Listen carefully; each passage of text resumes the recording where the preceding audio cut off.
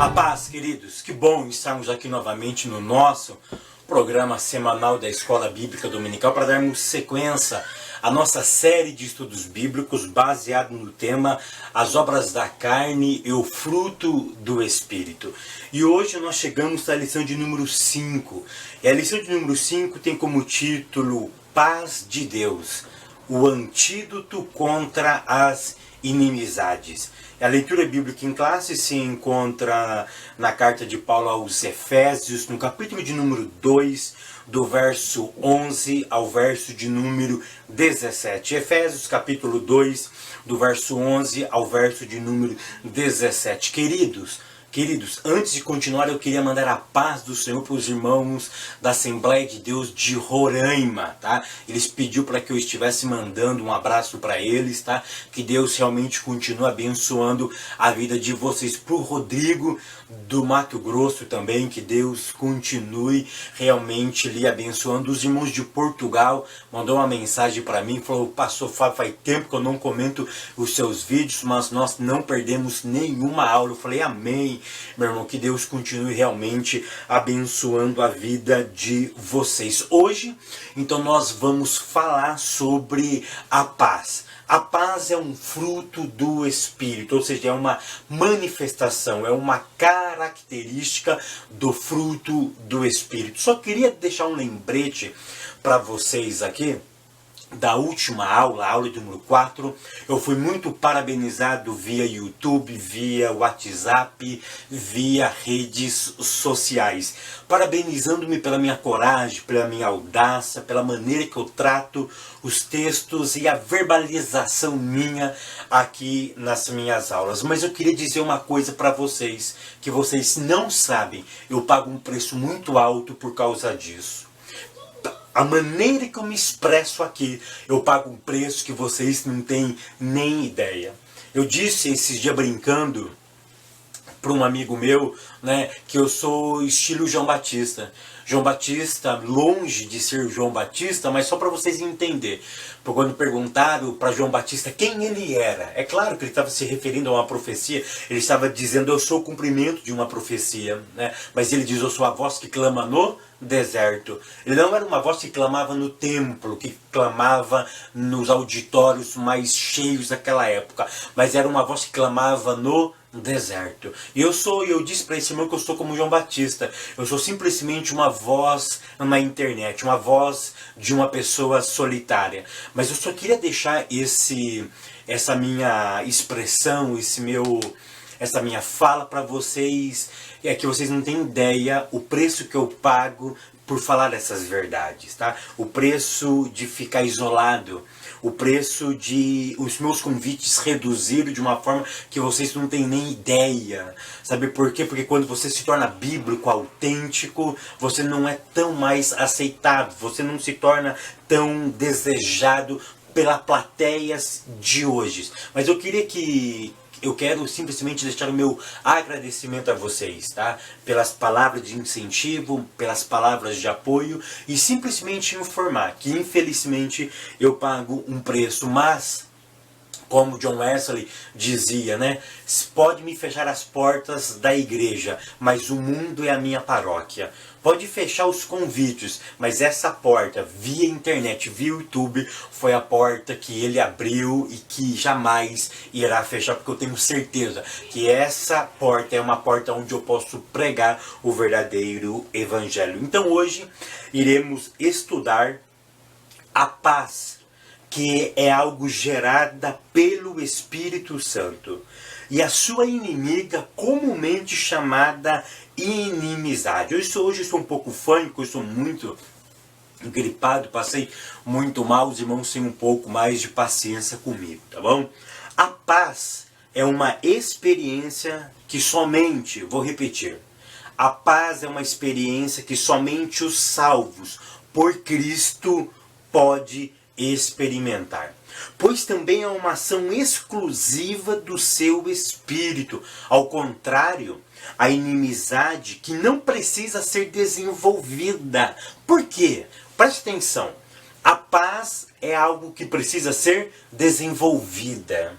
cultivada. A inimizade, que é a sua antônimo, que é o seu contrário, não precisa ser desenvolvido. Por quê? Segundo Paulo, todos nós nascemos alvo da ira de Deus. Todos nós nascemos inimigos de Deus. Olha o que Paulo diz: não há um justo sequer debaixo do sol. Ou seja, na terra não existe um justo. E Paulo, ele aprofunda a sua teologia e diz que todos, sem exceção, pecaram e destituídos, roubado, tirado foi a glória de Deus. Ou seja, se nós nascemos sem a glória, se nós nascemos sem a presença do Espírito de Deus, nós somos alvo do que? Da sua ira. Então a inimizade não precisa ser desenvolvida, nós nascemos com ela, nós nascemos inimigos de Deus. Então por isso que a paz precisa ser desenvolvida, ela precisa ser cultivada. A inimizade não, ela é o contrário da paz, nós adquirimos ela pela consequência do pecado. O tópico primeiro diz assim: paz que excede todo entendimento. Ponto 1. Paz. Paz é um termo que na prática a sociedade tenta encontrar para desfrutar de uma vida mais quieta e sossegada. Mas afinal de contas, o que significa paz? E como encontrar essa paz? A gente fica observando quando a gente assiste Terra da Gente, Globo Report, quando a gente ouve certos documentários de lugares assim tranquilos, sossegados, e a gente passa, a imagem que nós vemos é que aquele lugar traz uma tranquilidade, uma paz de espírito. Pessoas pensam que se ele ir para uma bela de uma praia, se ele ir para um resort, se ele ir para um hotel fazenda, se ele ir para as Disney, para Paris, para Alemanha, ou seja, em certos lugares a paz parece que é mais palpável, a paz parece que é mais real.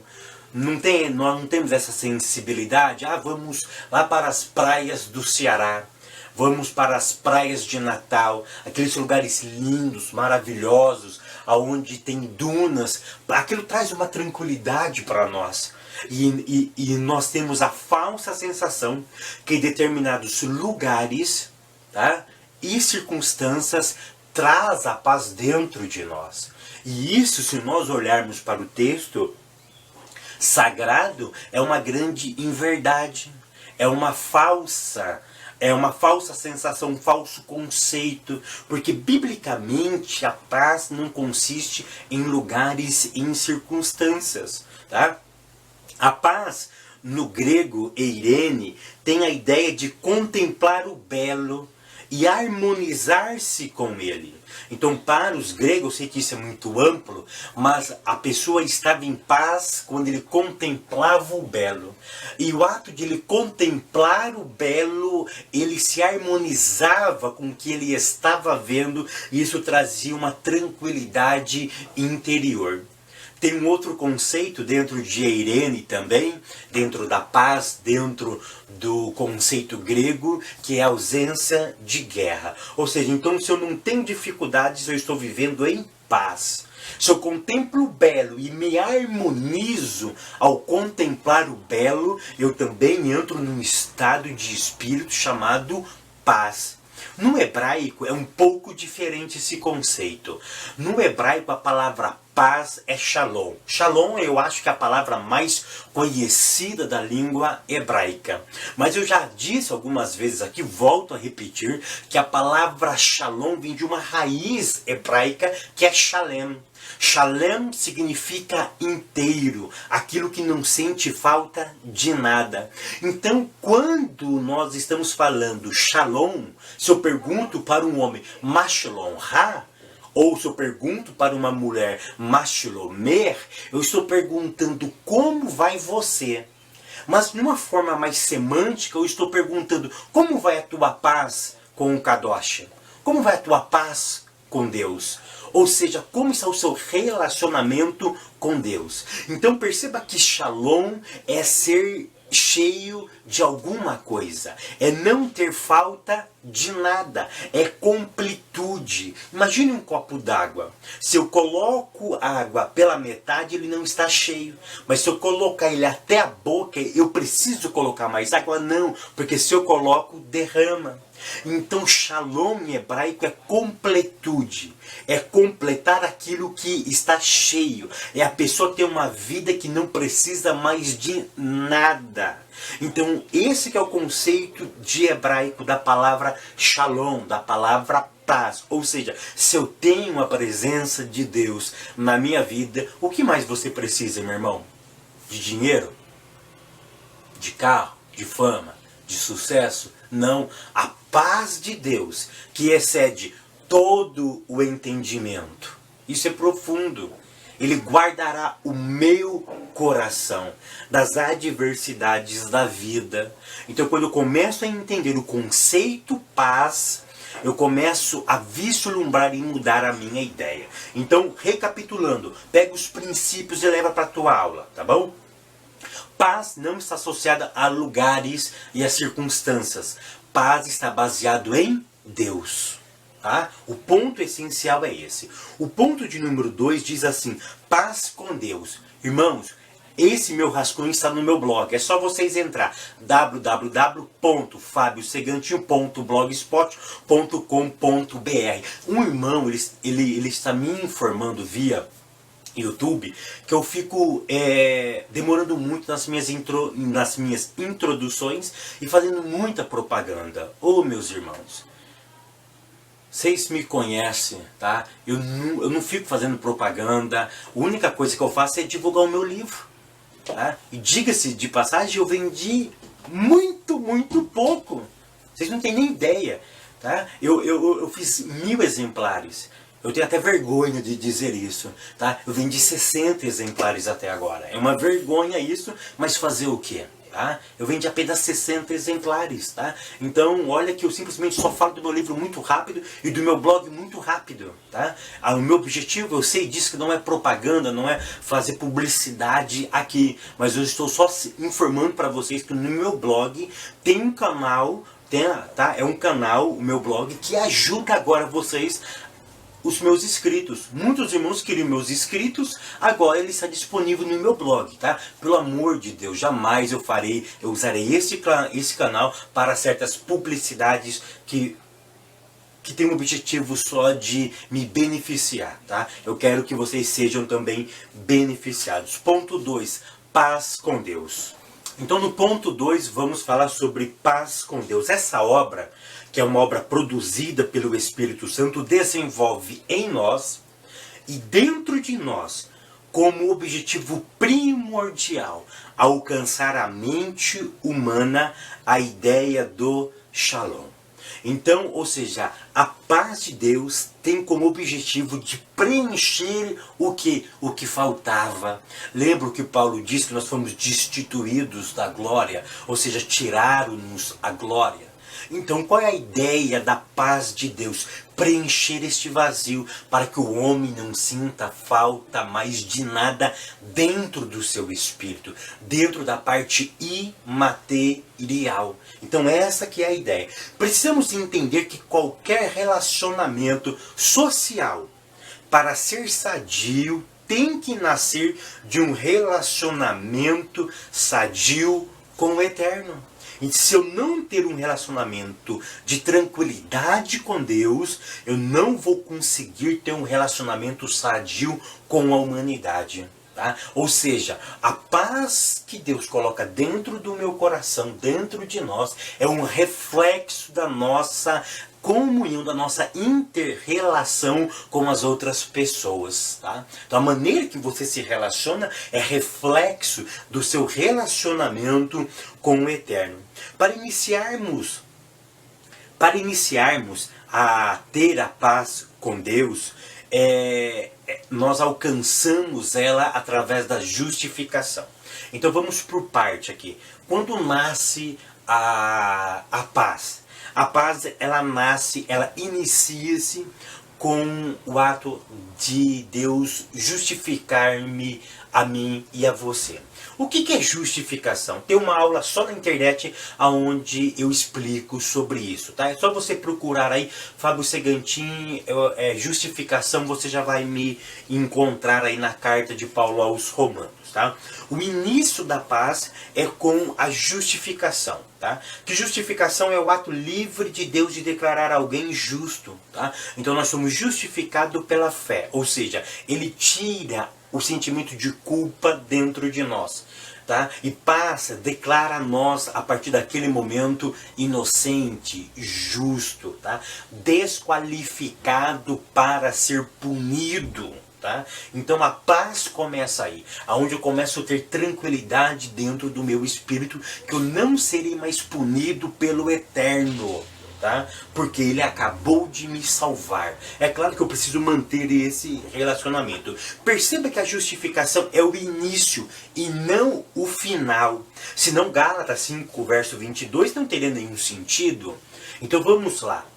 O início começa na justificação, Romanos 5, verso 1. Tá? Começa com a justificação. Gálatas 5, verso 22, vai falar do quê? Vai falar da paz também. E que a paz é algo desenvolvida. Então perceba uma coisa, que a paz de Romanos 5, verso 1, é o relacionamento entre você e o Kadosh, entre você e o Eterno, entre você e o Santo, tá? Entre você e Deus. Agora eu preciso manter esse relacionamento. Como que eu vou manter esse relacionamento? Eu não consigo produzir ele com atividades humanas. É aí que entra a ação do Espírito Santo. Ele vai produzir em cooperação comigo e com você a paz para agradar a Deus, e automaticamente isso vai ser reflexo dos nossos relacionamentos interpessoais. Ponto de número 3. Promotor da paz. Primeiramente, a paz ocorre em nós, como eu acabei de falar, para depois ser materializada. Querido, preste atenção. Olha o que eu disse aqui. Primeiramente, a paz ocorre em nós, ou dentro de nós, para depois ser materializada. O crente que foi alcançado pela justificação, mediante o sacrifício de Cristo na cruz do Calvário, tem o dever de ser um promotor da paz. Então, primeiro Deus colocou a paz dentro de mim. Então eu tenho que materializar essa paz. Como que eu materializo ela? Tendo uma vida tranquila e sossegada. Não se meter em briga, não se meter em encrenca, não se meter em inimizade, não promover briga, dissensões, inimizade entre as pessoas. E nesse ponto vai salientar que eu devo ser um promotor. O que é o promotor? O promotor é aquele que promove, o que fomenta, o que determina alguma coisa. Promover é colocar alguma coisa em evidência, em foco. Isso é muito interessante, pois o promotor de justiça, ele pega um caso, tá? Eu não sou advogado, longe, eu nunca estudei direito na minha vida, né? E isso fica aí muito mais para os advogados que nos acompanham aí, Dr. Caramuru, que é um juiz de direito. Mas o promotor, qual é uma das funções do promotor? É acusar alguém. Ou seja, ele levanta provas, tá? Ele pega provas, ele levanta provas, tá? Para demonstrar em juízo que aquilo que ele levantou é relevante. Ele vai promover, ele vai colocar em evidência fatos que ele julga de relevância, apresentar nos autos para defender, para atacar aquela pessoa, seja embora pessoa física ou uma pessoa jurídica ou o próprio Estado. Mas ele tem o dever do que? De levantar provas, de levantar evidências. Ou seja, ele tem que promover aquelas evidências. Tá? Então o que eu vou promover? O que nós vamos... Nós somos promotores do quê? Da paz. Eu tenho que colocar a paz em evidência. Esse deve ser o papel de quem? Do cristão. O papel de promotor, de embaixador da paz. A paz deve ser o carro-chefe dele.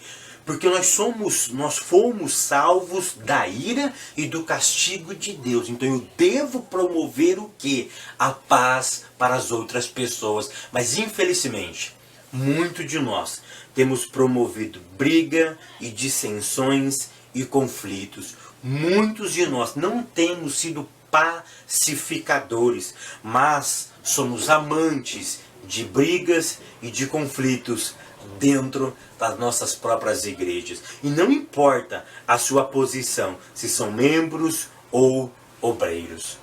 É tão interessante que eu tive o desprazer de certa feita um pastor chegar até a mim e uma outra pessoa e perguntar para mim e para essa pessoa se eu não queria sair no braço com ele. É isso mesmo. Esse pastor me convidou a ir lá fora no templo e sair no braço com ele. Por quê? Porque simplesmente ele colocou um pedido para que nós fôssemos de gravata em uma determinada ocasião. E eu me esqueci, sinceramente eu me esqueci de pôr a gravata. E cheguei lá no final, ele me chama, eu e uma outra pessoa, e ele diz: vocês começou a esbravejar, vocês querem sair lá fora comigo, então no tapa? Vocês querem brigar? Então vamos lá fora resolver isso na briga? Eu falei: pastor, eu ainda sou crente. Eu ainda sou lavado e remido no sangue do Cordeiro. Isso não faz parte do meu perfil, não. Mas infelizmente muitas pessoas saem até na briga fisicamente. E outros brigam na caneta. Infelizmente a briga na caneta é muito pior do que a briga física, a briga nos tapas. Tópico 2, inimizade, contendas, ausência de paz. 3 tipos de inimizade. Ponto 1. Esse termo em grego, inimizade, tem a ideia primária de inimizade com Deus. Esse termo inimizade em grego ele tem a ideia realmente militar. A ideia de um exército lutando contra um outro exército. É essa realmente a ideia. É de briga realmente, tá? O nosso autor, o pastor Osiel Gomes, tá? Ele a sistematizou para uma melhor compreensão em 3 esferas. E ele diz, primeiro ponto, inimizade para com Deus. Romanos 8, verso 7. Então a primeira inimizade que nós temos é com o Eterno. A segunda inimizade é a inimizade entre as pessoas. E a terceira inimizade é a hostilidade entre grupos e pessoas. Então o primeiro tipo de inimizade com Deus. Cristo ele baniu, Cristo ele tirou para os salvos, que nós não somos mais salvos da ira de Deus, mas nós somos alvo do quê? Da sua graça. Depois o autor vai falar sobre a inimizade entre pessoas. Aí precisa do quê? Da santificação, da comunhão com o Eterno, para que nós não possamos desenvolver essas inimizades. E depois ele fala sobre a hostilidade entre grupos de pessoas. Aqui Paulo está se referindo entre gentios e judeus, que eles não se bicavam. E até hoje, infelizmente, judeus e gentios, muitos não se bicam, fica se gladiando, brigando entre si, se esquece que Cristo morreu tanto para os gentios como para os judeus. Ponto de número 2, inimizade e soberba. A inimizade é resultado do quê? Da soberba. Ou seja, é a maneira que olhamos o outro. Essa forma de olhar determinará a conduta positiva ou negativa de alguém. Um olhar superior em relação ao outro nunca permitirá um gesto de carinho, de afeição ou um gesto humano. Queridos, então perceba que a inimizade é resultado da soberba. O que é soberba? É aquele olhar por cima. É quando você acha que você é superior a todos, porque tem mais dinheiro, ou porque estudou mais, ou porque tem algumas habilidades que outras não têm, ou porque isso é de você mesmo. Talvez você não tem nada na vida, material, acadêmico, mas você é um cara soberbo. Você se acha mais importante do que as outras pessoas. E a soberba, ela traz o quê? A inimizade, ela segrega as pessoas.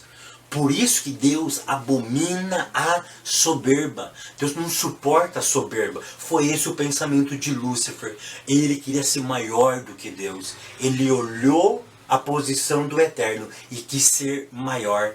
Tá? A superioridade levou o quê? A inimizade eterna com o nosso Criador. Então a soberba é algo muito profundo, muito degradante no nosso relacionamento social e com o Eterno. Na igreja, a ideia é que todos somos servos. Mas na realidade, irmão, cá entre nós, isso fica só no papel. Isso ficou só no Evangelho. Porque a grande maioria, tá? Nós não agimos como servos. Isso é tão interessante que a palavra servo, a palavra líder, significa o quê? Servo, serviço. Mas é tão interessante que as pessoas hoje não querem ser mais chamados de servo, mas eles querem ser chamados de pastores, evangelistas, apóstolos, bispos, hoje tem uma palavra muito interessante, gestores. Ou seja, a pessoa quer ter qualquer título menos um título que traz a ideia de serviço. E Cristo disse uma coisa muito profunda. Ele informou: se você quer ser o maior no reino, seja o maior. Ou seja o menor. Ou seja, sirva alguém. A ideia de serviço é uma ideia bíblica. Quando Cristo ele carregou aquela cruz, a ideia dele era uma ideia de servo. Ele nunca veio para ser servido, mas ele veio para servir. E olha quem era o próprio Senhor Jesus. É aquele que vivia na eternidade com o Pai. Mas ele não veio com um ar de superioridade. Ele não veio ser um homem arrogante e soberbo, um homem prepotente, um homem que sentava e queria ser abajulado. Não, ele veio servir porque ele entendia qual era a sua própria missão. O que vemos dentro das igrejas é uma luta descontrolada e desenfreada pelo poder em todas as esferas da administração eclesiástica, desde a liderança de um pequeno departamento ou a cúpula do clero. Tem pessoas que ficam brigando para ser líder de criança, líder dos adolescentes, líder dos jovens, líder das irmãs. Pessoas que ficam brigando para quem vai sentar do lado do pastor. As pessoas querem o poder. As pessoas têm prazer pela soberba de tentar mostrar que é superior ao outro. Então a ideia de servo, no meu ponto de vista, em muitos lugares, só está nas escrituras, porque na prática não funciona. Na prática, o grande, ele quer ser abajulado. Quem está no poder quer ter honrarias e pompas. Essa é a grande realidade, porque a ideia de serviço não existe. Ou se ela existe, ela é muito menor. Um dia eu ouvi um pastor dizendo o seguinte, que ele desliga o telefone dele numa certa hora da noite porque ele não se é incomodado pelos irmãos. Eu fiquei abismado porque esse irmão ele é assalariado da igreja. Ele vive com os dízimos da igreja, dos irmãos. E se um irmão precisar dele 1h da manhã, ele falou para mim que ele não atende. Que ele não está disponível a esta hora. Então ele não nasceu para ser líder, para ser servo, para servir. O que essas pessoas querem? Honra, fama. O que elas querem? Estar no topo, no auge, em foco, em evidência. Mas não quer estar no anonimato, servindo o outro. Olha que Paulo diz, considera o outro superior a você. Irmãos, isso é tão profundo que na prática não funciona. Deveria funcionar, mas não funciona. Ponto de número 3. Inimizade e facções. E facção. Esse termo facção nós estamos ouvindo, né? por ultimamente, o que mais se fala nos noticiários são as facções dentro dos presídios brasileiros. Infelizmente, esse termo, facção, é um termo muito forte, mas ele está dentro da igreja. Está dentro da igreja. No Novo Testamento, a primeira igreja que teve uma facção mencionada no texto sagrado é a igreja de Corinto. E na igreja de Corinto, não foi eu que coloquei esse termo aqui, tá? Quem colocou o termo foi o pastor Osiel Gomes, líder, o que escreveu a lição, tá? E eu concordo plenamente com ele, tá? Eu concordo plenamente, eu vou até mais profundo ainda, tá? Eu concordo plenamente com o pastor Osiel Gomes, líder da Assembleia de Deus de Tirirical, nome complicado, né? Lá no Maranhão, na grande São Luís, tá? E eu concordo plenamente com ele, tá? Nesse ponto. Tá? E eu costumo dizer, eu já disse isso há muito tempo atrás, que os primeiros partidos gospel, os primeiros partidos políticos gospel, eles surgiram ainda no primeiro século, tá?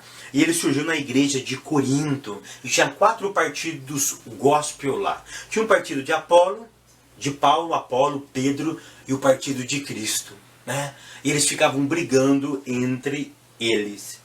E é tão interessante que essas facções dentro da igreja, ela não promove a paz. E nem estava cumprindo, nem cumprem a totalidade do evangelho. Mas eles simplesmente cumprem os interesses particulares. E você já viu falar nesses grupinhos que tem dentro das igrejas?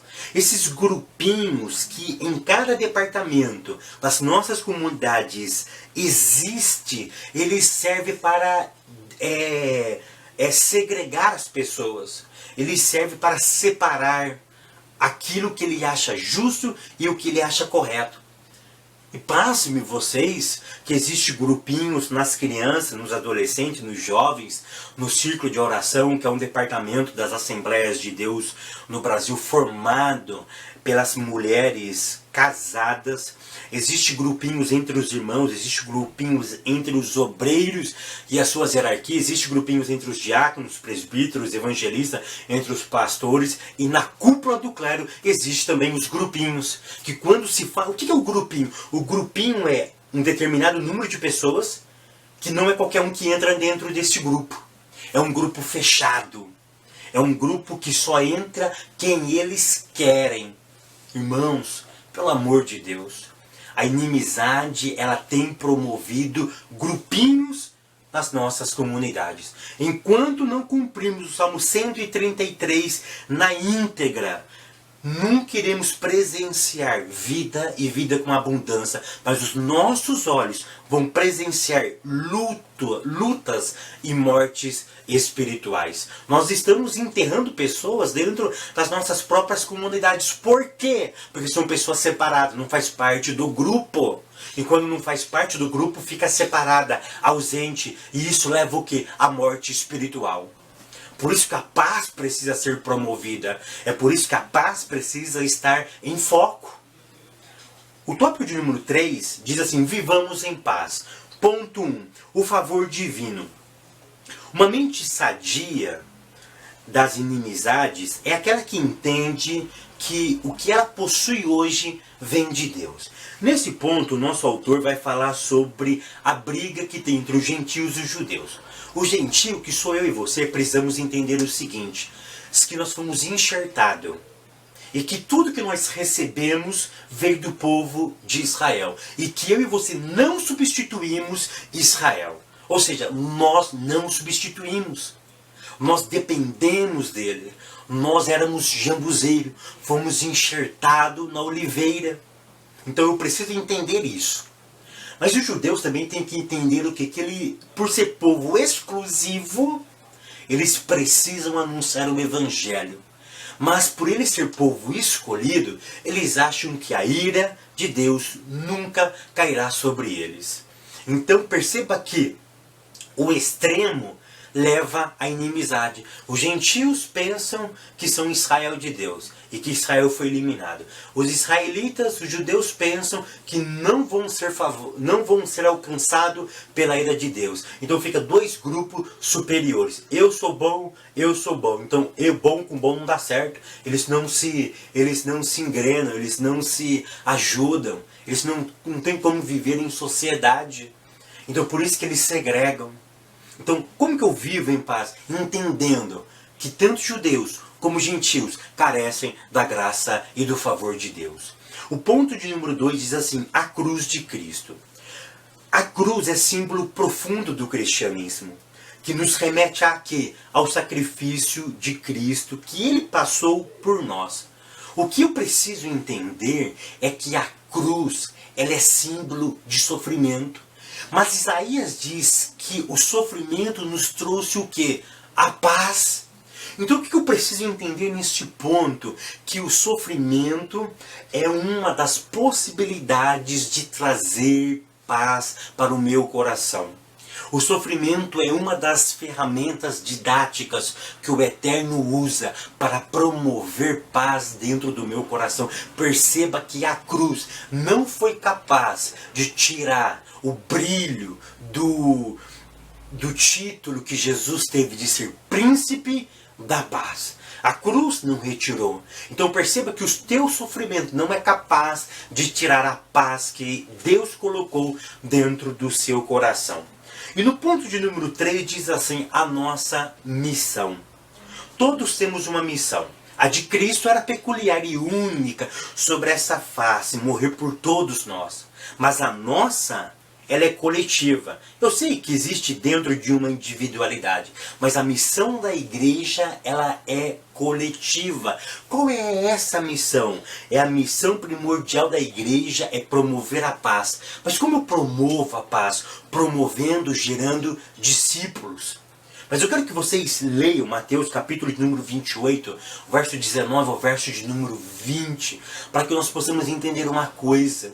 Um texto muito mal explicado pela membresia, pelo clero das nossas igrejas, pelos líderes. É o termo que eis que eu estou convosco todos os dias, até a consumação do século. Fábio, tem algum problema? Não. É verdade? É claro que é verdade. Mas se leia o verso 19 e leia a outra parte do texto que antecede essa promessa. Como que você atrai a presença de Deus para a tua vida? Ensinando. Então perceba uma coisa que eu vou dizer aqui, querido. Enquanto nós, como igreja, agirmos como centro de palestras de autoajuda, centro de entretenimento, não teremos a presença de Cristo. Note que Mateus é enfático. A presença de Cristo só é atraída enquanto exercermos o magistério cristão. Se nós não exercermos o magistério cristão, nós não atrairemos a presença de Cristo para as nossas vidas. Muitos cristãos estão enganados. Se você não estiver gerando discípulos, se você não estiver ensinando, batizando-os em nome do Pai, do Filho e do Espírito Santo, você não estará gerando discípulos e muito menos atraindo a presença de Deus. Infelizmente, a igreja deixou de ser pedagógica. Infelizmente, a igreja deixou de ser educadora. Nós estamos vivendo nos centros acadêmicos, nos centros de autoajuda. A igreja hoje virou um centro psicológico, filosófico, ou seja, qualquer outro nome que você queira dar. Mas a ideia educacional está banida das nossas igrejas. Porque nós temos, calcule na sua igreja, quantas horas educacionais nós temos por semana na tua igreja, na minha igreja. Nós não temos 2 horas por semana de estudos bíblicos nas nossas comunidades. E como nós vamos gerar uma geração de discípulos semelhantes ao Eterno? Então perceba que para atrair o Eterno, a igreja precisa exercer o magistério. Eu quero concluir essa aula dizendo o seguinte: não são as circunstâncias nem os lugares que promoverão a paz, Mas o que promove a paz é um relacionamento profundo com o Kadosh. É um relacionamento profundo com Deus. Quando você se relaciona com Deus, você vai experimentar a verdadeira Shalom. E quando alguém lhe perguntar, Mashalom Ha? Ou Mashilomer para uma mulher, você vai responder para ele: eu estou perfeitamente em paz com o meu Deus, porque não são os lugares e as circunstâncias que me fazem, mas é a presença do Eterno na minha vida que preenche, que satisfaz a minha vida, mesmo eu estando em guerra. Que o Eterno continue realmente lhe abençoando, e até semana que vem, querendo Deus.